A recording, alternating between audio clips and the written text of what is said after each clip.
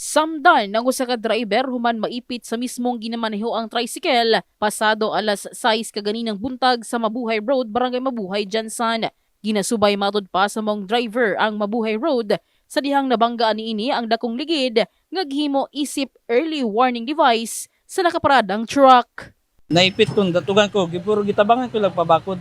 Wala gani, wako ko bantay ba kay namo ko inkwentro god, unya mo tong kay namas tong ang ligid, mo to akong himpadap. Hingdap ko gamay mo to nabanggaan akong ligid. Di man maklaro kay wa may sagbot. Bawal gina kay makadisgrasya man na. Kay dako mo kay nang ligid nila. Naplatan man, siyempre, naplin yung ka naplatan.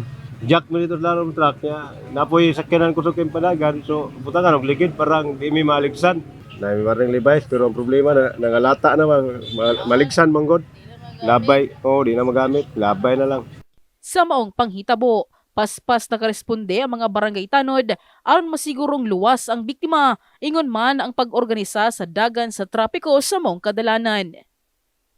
Ang gihimong warning device daw sa truck is katong gulong, which is nga dili makita tungod kay itom.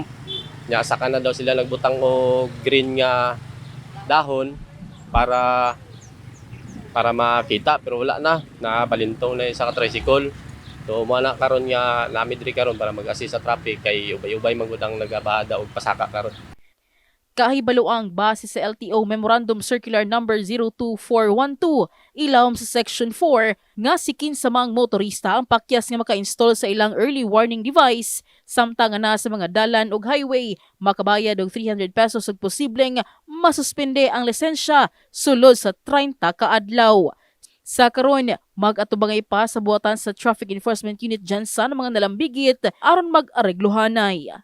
In the heart of changing lives, kini si MJ Fernandez sa Brigada News Jansan. Brigada News.